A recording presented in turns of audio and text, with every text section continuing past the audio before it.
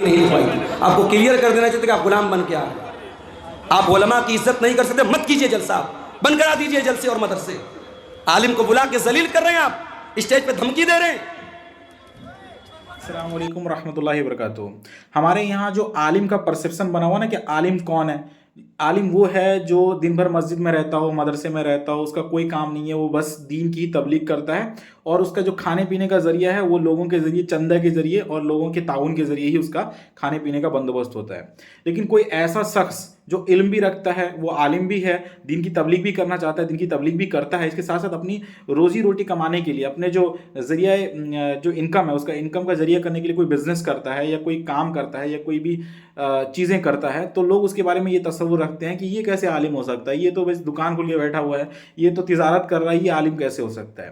لیکن ان جاہلوں کو پتہ نہیں کہ عالم کا مطلب یہ نہیں کہ وہ تجارت نہیں کر سکتا. آپ اگر دیکھیں کہ شیخ البانی جو ہوتے ہیں نا, شیخ البانی کے بارے میں آپ تو جانتے ہیں کہ وہ کتنے بڑے حدیث اسکالر ہیں, اور لوگوں کے درمیان ان کا کیا مرتبہ اور مقام ہے. لیکن شیخ البانی اپنا گھر چلانے کے لیے وہ گھڑی کا کام کرتے تھے, گھڑی کا کام کرتے تھے, واچ جس کو کلاک بولتے ہیں. اسی طریقے سے امام ابو حنیفہ کے بارے میں بھی مشہور ہے کہ وہ بھی کوئی کام کرتے تھے. اسی طریقے سے صحابی, جو بڑے بڑے صحابی تھے, جو صحابہ جو تھے, وہ بھی کچھ نہ کچھ دنیاوی مطلب کام کرتے تھے اپنے انکم کے لیے, اپنے سورس آف انکم کے لیے. اور ہمارے یہاں پر کیا نظریہ بن گیا ہوا ہے کہ چندے سے چلے گا مولوی جب چندے سے چلے گا نا, تو جو یہ لوگ ہیں نا, یہ جو عوام جو چندہ دیتی ہے, وہ سمجھتے ہیں کہ ہم نے جب چندہ دے دیا امام صاحب کو, جب 6,000 10,000 دے دیا ہم نے, تو ہم نے امام صاحب کو خرید لیا ہے. اب امام صاحب کو جب ہم نے خرید لیا, تو امام صاحب کو ہم جو بولیں گے وہ ہمارے حساب سے چلیں گے, یعنی ہم ہمارے غلام بن گئے ہیں. اسی طریقے سے آپ دیکھیں گے نا کہ ریسنٹ میں ایک واقعہ ہوا, ایک اہل حدیث اسکالر ہیں, ان کا نام مجھے ابھی یاد نہیں آ رہا ہے, عبدالغفار سلفی, ان کے ساتھ ایسے ہی واقعہ ہوا کہ لوگ سوچتے ہیں کہ ہم نے چندہ کرا کے ہم نے یہ جلسہ کرا لیا, تو ہم نے علماء کو خرید لیا ہے, ہم نے علماء کو خرید لیا ہے, عالم کو خرید لیا ہے, اب عالم کو ہم اپنے اشارے میں نچائیں گے. یہ دہیج لینے والے جو عوام ہیں نا, جو دہیج لیتے ہیں, یہی عوام ہیں جو سود خوری بھی کرتی ہیں, عالم کی کوئی بات نہیں سنتے.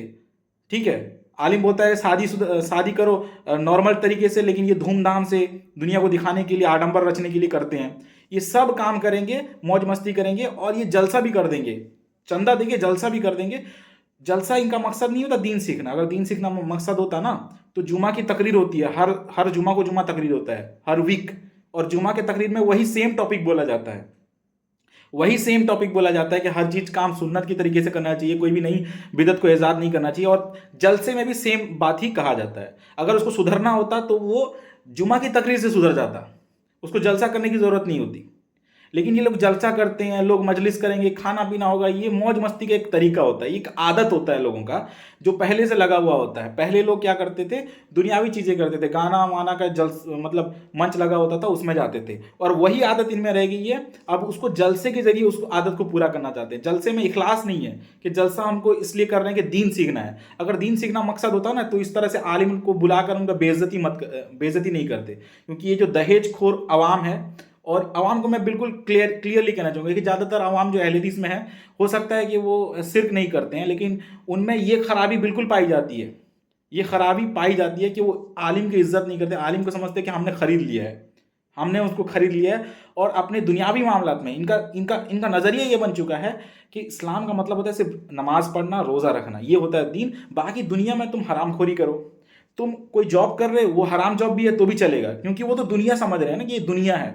یہاں پر علماء کا نہیں چلے گا, یہاں پر عالم کا نہیں چلے گا. عالم اگر بولے گا کہ نہیں یہ چیز مت کرو, یہ حرام ہے, اس کو نہیں سنا جائے گا. ارے تم عالم ہو, تم تو نماز پڑھاؤ گے نا, تم جمعہ میں تقریر کرو گے, تم یہاں کیوں بول رہے ہو کہ یہ کام حرام ہے, یہ کام حلال نہیں ہے, یہ کام جائز نہیں ہے, یہ کام ناجائز نہیں ہے, یہ کیوں بول رہے ہو.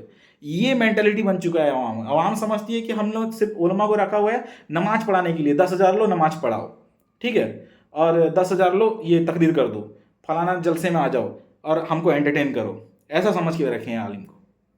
مطلب عالم کی اگر ماننی ہوتی, قرآن حدیث کی ماننی ہوتی, اللہ اور رسول کی ماننی ہوتی, تو جمعہ کی تقریر سے ہی سدھر جاتا ہو, اس کو جلسہ کرنے کی ضرورت نہیں ہوتی.